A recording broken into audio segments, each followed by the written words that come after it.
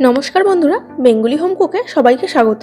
আজ আপনাদের সাথে শেয়ার করব রুই পোস্তের রেসিপিটি খুব কম সময়ে এবং খুব কম উপকরণে বানিয়ে নিতে পারবেন।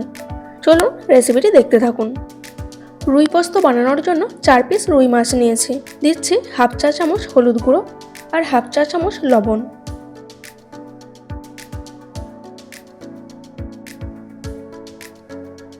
লবণ আর হলুদ গুঁড়ো দিয়ে মেখে 10 মিনিটের জন্য রেখে দেব। এই সময় পোস্ত আর কাঁচা লঙ্কা পেস্ট করে নেব। নিচ্ছে 3 চামচ পোস্ত আর ঝালের জন্য দিচ্ছে 2টি কাঁচা লঙ্কা।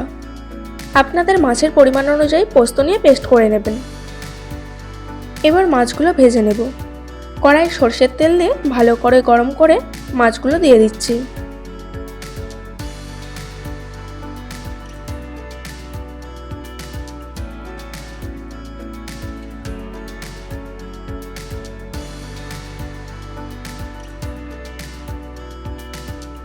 মাছগুলো দুদিক ভালো করে ভেজে নেবেন।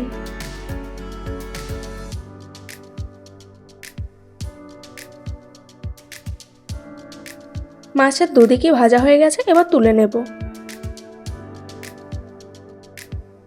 এবার ওই তেলেতে দিয়ে দেব অল্প একটু কালো জিরে আর 2টো চেরা কাঁচা লঙ্কা।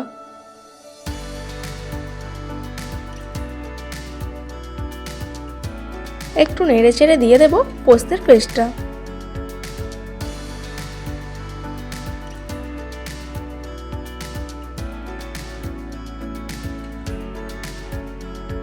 পোস্তের পেস্ট দিয়ে 1 মিনিট কষিয়ে নিয়ে গ্রেভির পরিমাণ অনুযায়ী জল অ্যাড করবেন।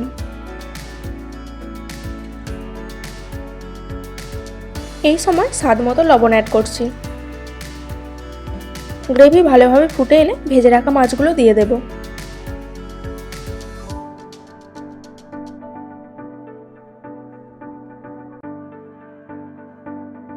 মাছগুলো গ্রেভির সঙ্গে ভালো করে মিশিয়ে নিয়ে 3 থেকে 4 মিনিট ফুটিয়ে নেব। আরও 2টো চেরা কাঁচা লঙ্কা দিয়ে দিলাম।